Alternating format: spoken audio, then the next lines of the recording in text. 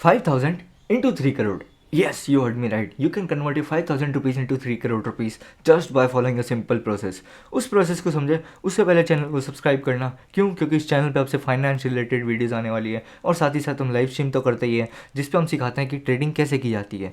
सो सबसे पहले वापस चलते हैं टॉपिक के ऊपर कि आप 5,000 की 3 करोड़ कैसे बना सकते हैं। उससे पहले आपको पता होना चाहिए स्टॉक मार्केट क्या होता है। So let's understand what is stock market.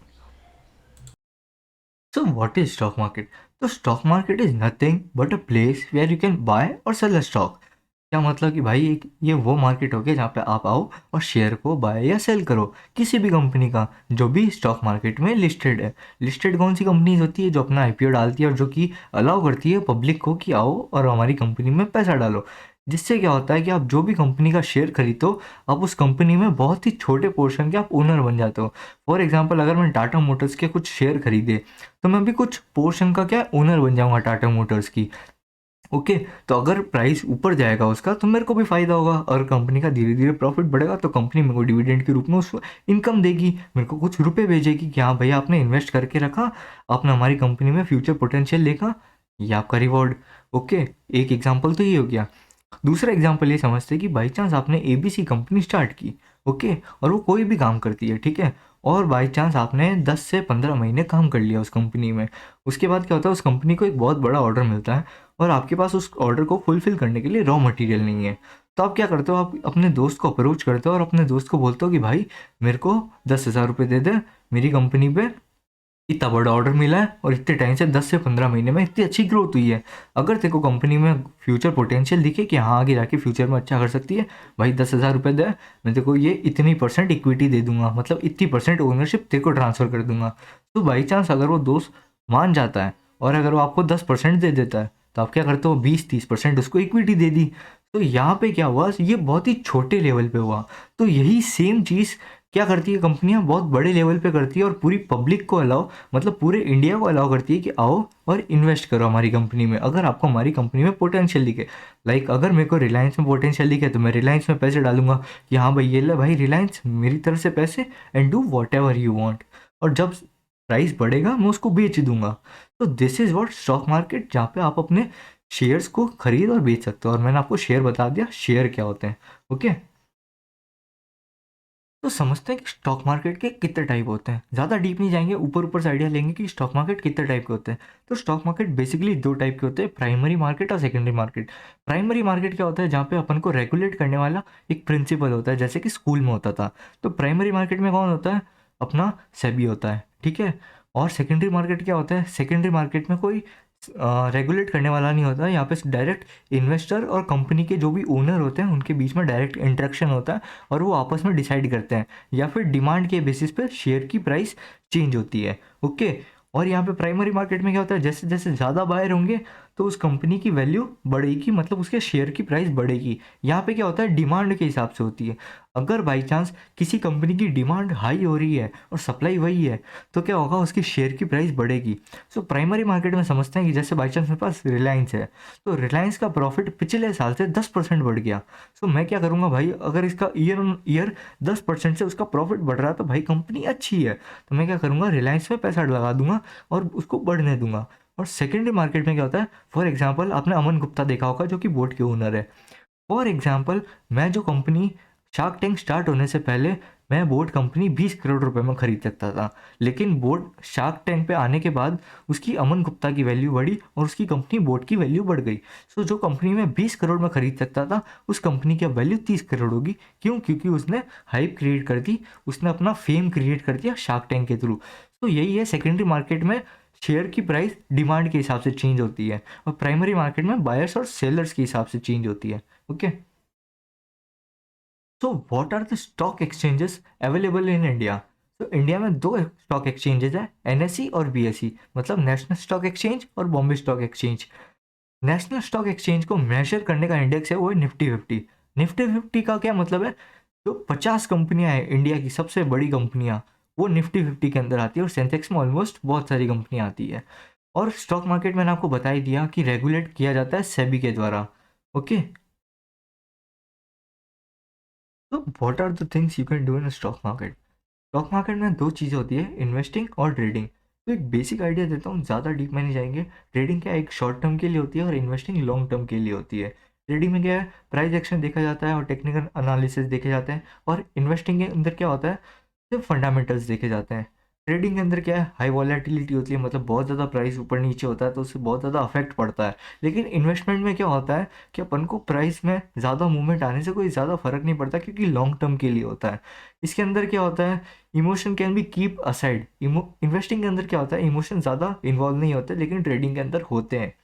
Trading क्या है, ट्रेडिंग के अंदर मनी क्रिएट होता है, लेकिन जो एक्चुअल वेल्थ होती है वो इन्वेस्टिंग के थ्रू क्रिएट होती है। ओके, तो ये रहा लास्ट और फाइनल पार्ट जिसके लिए आप सब लोग वेट कर रहे थे कि 5,000 से 3 करोड़ कैसे बना सकते हो, उसका प्रोसेस बताओ। तो ये सिंपल प्रोसेस है, आपको क्या करना है, 5,000 रुपये हर महीने एक म्यूचुअल फंड में इन्वेस्ट करना है और हर साल उसको 10% से इंक्रीज करना है। ठीक है, तो अपन यहाँ पे एक एग्जांपल लेते हैं इसका, कनेरो रोबेको स्मॉल कैप फंड का। ठीक है, अगर आप इसका ऑल टाइम रिटर्न देखेंगे तो ईयरली बेसिस पे इसने ऑलमोस्ट 30% का रिटर्न दिया है। सो अपन यहाँ पे क्या करेंगे, इसका हाफ करेंगे। क्यों, क्योंकि म्यूचुअल फंड हमेशा सेम रिजल्ट नहीं देते। अगर आप इसका जस्ट 3 ईयर्स का रिटर्न देखेंगे ना, तो ईयरली इसने 41% का रिटर्न दिया है, around 41%। Like can you imagine. और ऑल टाइम देखेंगे तो इसने ईयरली 30% का रिटर्न दिया है। सो अपन क्या करेंगे, जस्ट एक्सेल सीट पे जाएंगे और देखते हैं। Let me delete this. Okay, तो अपन ने देखा कि हर महीने अपन को 5,000 रुपये इन्वेस्ट करने हैं। ठीक है, और जैसे ही एक साल खत्म होता है तो क्या होगा, जो अपन ने 5,000 इन्वेस्ट किया तो टोटल इन्वेस्टमेंट कितना होगा, 60,000 रुपये। तो मैंने क्या बोला, अपन उसको रिटर्न को आधा करेंगे, जो कि वो म्यूचुअल फंड अपन को ऑफर कर रहा था। वो क्या था, 30% एनुअलाइज रिटर्न। तो अपन ने क्या किया, उसको 15 ले लिया। तो यहाँ पे अगर 60,000 के हिसाब से 15% रिटर्न देखें तो वो बनता है 69,000 का टोटल आएगा। ठीक है, तो ये हो गया अपन का 9,000 रुपीज़ का रिटर्न। अगले साल क्या करेंगे, जो अपन ने 5,000 की SIP की थी उसको अपन 10% से इंक्रीज कर देंगे। मतलब जो अपन ने 5,000 रुपये इन्वेस्ट किए थे उसको 10% से इंक्रीज करेंगे, जो कि होगा 5,500 रुपीज़। तो ईयर के एंड में अपन ने 66,000 रुपीज़ इन्वेस्ट किया, और उसके बाद अपने अगेंस्ट में रिटर्न कितना आएगा, 75,900 रुपीज़ का। तो इसको क्या करेंगे अपन, 10 साल तक फॉलो करके देखते हैं और फिर देखते हैं कि रिटर्न कितना आता है अपने पास। तो आप यहाँ देख सकते हैं रिटर्न कितना आया, 1,62,698 रुपीज़।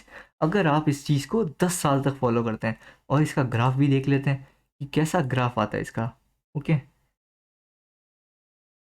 ये रहा, insert, and you can see इसका ग्राफ ऐसा कुछ आएगा। ओके, इसको छोटा कर देता हूँ। तो it is chart for 10 years. अगर इसी प्रोसेस को आप लगातार 20 साल तक करते रहते हैं तो देखते हैं कितना आता है। ओके, यहाँ से चले और ये ना, insert, line chart, and done. Okay, let me do one change. यहाँ पे अपन ने 1 साल कम ले लिया।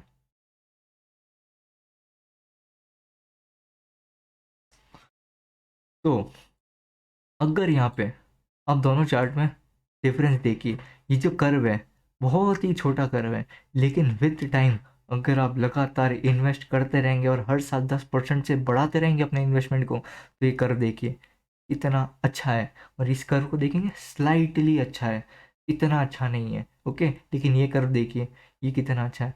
और इसी प्रोसेस को अगर आप 30 साल तक करते हैं, उसका कर्व देखिएगा, you will be surprised. Okay, so अब चलते हैं 30 साल के कर्व के ऊपर। ओके, 30 साल का चार्ट देखते हैं। Let me track this down.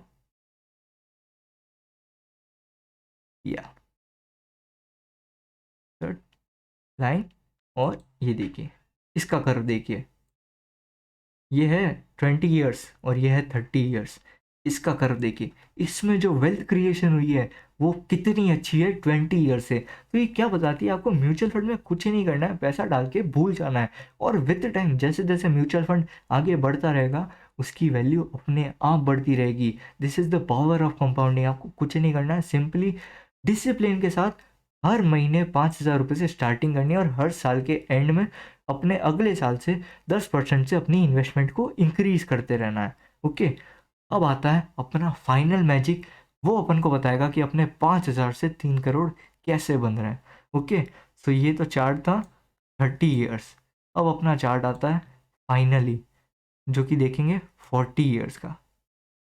Okay, ये है 40 ईयर्स का chart. Just look at the curve. Okay, this this is the power of compounding. और आप यहाँ पे देख सकते हैं 40 साल के बाद आपके पास जो टोटल रिटर्न बन के आएगा ना, वो होगा 3 करोड़ रुपए। 3 crore. Just following a simple process you can make easy 3 crore rupees in stock market. I can bet कोई भी एफडी आपको इतना रिटर्न नहीं दे सकती।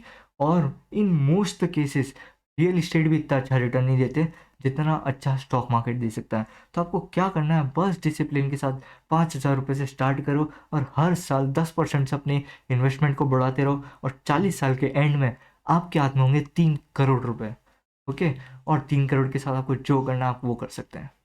तो that is for the video. आगे आने वाली वीडियो में मैं आपको बताऊंगा म्यूचुअल फंड क्या होते हैं, और इसको 5,000 रुपये को कहाँ इन्वेस्ट करना है और क्या देख के इन्वेस्ट करना है। ओके, तो that is for the video. Please subscribe and please share.